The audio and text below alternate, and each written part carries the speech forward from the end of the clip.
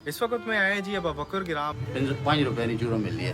ये चूरो में गिन के पानी ने विच पा के इन्हें कई दफ़ा मेरे को खड़ के रोटी खाई है। बिस्मिल्लाहिर्रहमानिर्रहीम। ਅਸੀਂ ਮੌਜੂਦ ਹਾਂ ਤਹਿਸੀਲ ਹਜ਼ਰੋ ਨੇ ਗਿਰਾਂ ਅਬਾ ਬਕਰ। ਇਸ ਕੱਚੇ ਘਰੇ ਨੀ ਮਕੀਨ ਯਤੀਮ ਬੱਚਿਆਂ ਜਿਨ੍ਹਾਂ ਦੀ ਚਾਰਦੀਵਾਰੀ ਕੋਈ ਨਹੀਂ ताकि इस जदीद दौर ਵਿੱਚ ਜਦੋਂ ਅਸਾਂ ਕੋਲ ਸਾਰੀਆਂ ਆਸਾਇਸ਼ਾਂ ਮੌਜੂਦ ਹੋਣ ਇਸ ਘਰ ਬੱਚਿਆਂ ਸੇ ਸਾਫ਼ ਪੀਣੇ ਦਾ ਪਾਣੀ ਵੀ ਨਹੀਂ। 15 ਮਿੰਟ ਬਾਅਦ ਜਿਹੜਾ ਪਾਣੀ ਨਿਕਲਣਾ ਵੀ ਹੈ ਤੇ ਕਿਹੜਾ ਨਿਕਲਣਾ ਇੱਥੇ ਆ ਕੇ ਤੁਸੀਂ ਦੇਖੋ।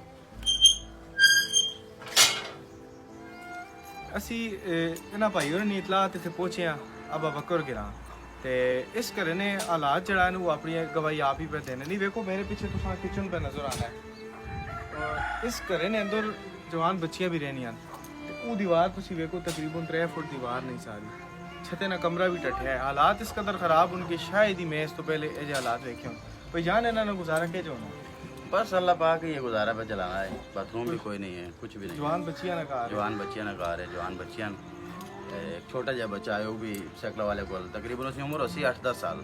अच्छा वो सैकला वाले को काम करना है, पंचर शंचर का काम करना है। करनी कफालत ना निजाम को वही बचा है, वो एक का बचा है 8-10 साल ना, वही पे काम करना है, वही पे मजदूरी करना है। और वही कितना वो बेचारा घुमाना उसी 8-10 साल ने बच्चे आजकल कौन मजदूरी देना है।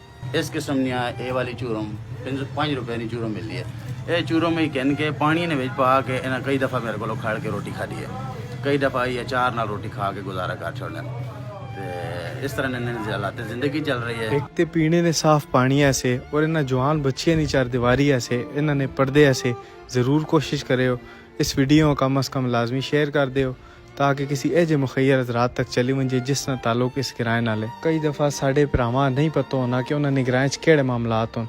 उन शायद हेल्प करना भी चाहते लेकिन उन्होंने अगे कोई बंदा मौजूद नहीं होना। असां अपना हक अदा किया इन्होंने आवाज़ उठा के तुसी अपना फर्ज निभाओ इस वीडियो में शेयर करके।